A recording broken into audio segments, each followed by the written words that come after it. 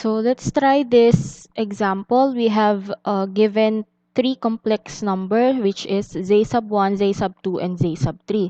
So find z sub 1, z sub 2, z sub 3 over z sub 2 times z sub 3 and correct two polar. So first is gawin muna natin yung operation na to. So at z sub 1 times z sub 2 times z sub 3, this will be equal to 2 plus 3i times 1 minus 2i times negative 3 plus 3i. So ito muna. This will be equal to 2. This is equal to 2 minus 4i plus 3i minus 6i squared. And 6i squared is equal to negative 1. So this is negative 1 multiplied by negative 3 plus 3i. So simplifying further, we have 2 plus 6, since negative times negative is positive. So 2 plus 6 is 8. And then negative 4 plus 3, that is negative I multiplied by negative 3 plus 3i. So this will be equal to negative 24 plus 24i plus 3i minus 3i squared. This is negative 1. So this is negative 24 plus 3, that is negative 21. And then plus 27i. So that is z1, z2 times z3. Now, we compute for z2 times z sub 3. So this is equal to 1 minus 2i times negative 3 plus 3i. So this is equal to negative 3 plus 3i plus 6i minus 6i squared. This is negative 1. So negative 3 plus 6, that is 3 plus 9i. So ito na ngayon will be equal to negative 21 plus 27i over 3 plus 9i. So sa division, ang gagawin natin is to multiply yung complex conjugate ng ating denominator. So that will be equal to negative 21 plus 27i times 3 minus 9i.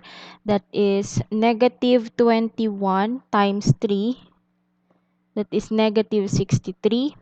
So this is negative 63. And then negative 21 times negative 9. That is negative 189. Yan. Positive pala kasi negative and negative. So, positive 189i.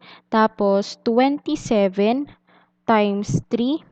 That is 81i. Plus 81i. And then, 27 times negative 9. That is negative 243i squared. Over, this is 3 squared plus, or minus, I should say, 3 squared minus 81i squared. So, this is equal to negative 1. So, negative 63.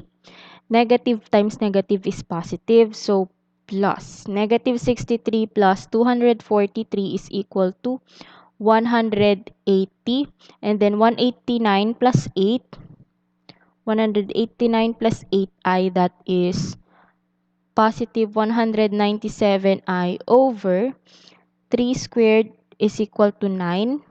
9 I squared is equal to negative 1. So this is equal to positive 81. So 9 plus 81, that is 90.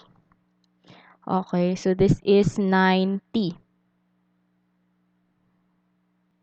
Wrong pala to.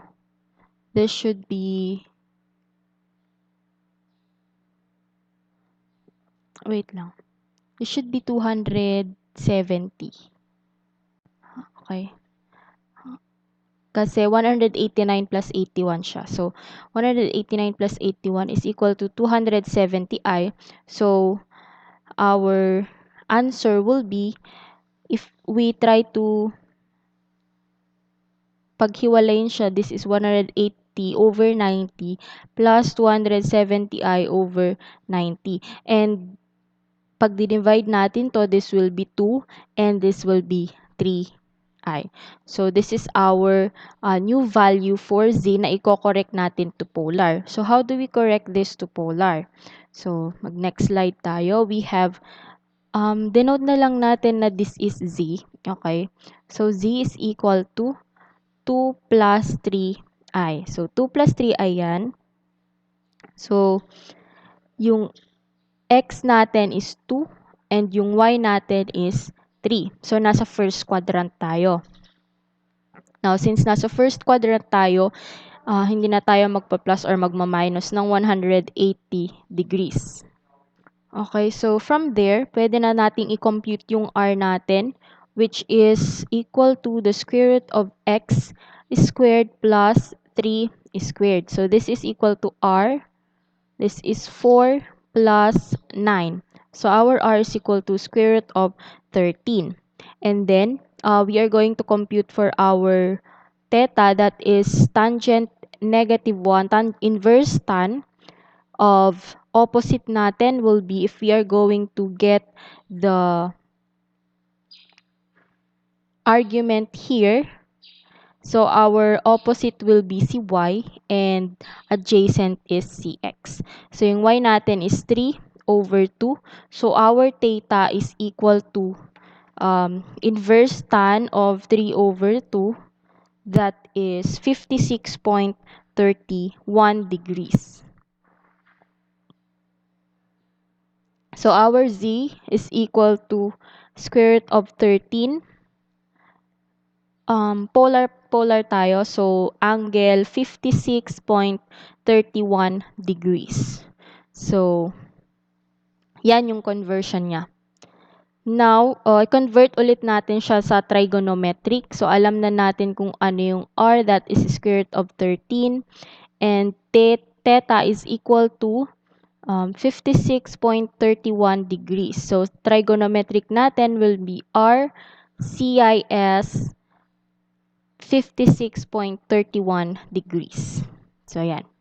And then, convert din natin siya to exponential. So, we have r equal to square root of 13 and theta is equal to 56.31 degrees. However, since exponential, radians yung kailangan natin, so i-divide natin ng 180 degrees and multiply it with radians. So, 56.31 divided by 180 degrees is equal to 0.31 pi.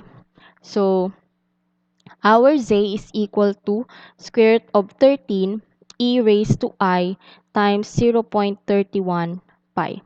So, these are the conversions of the complex number.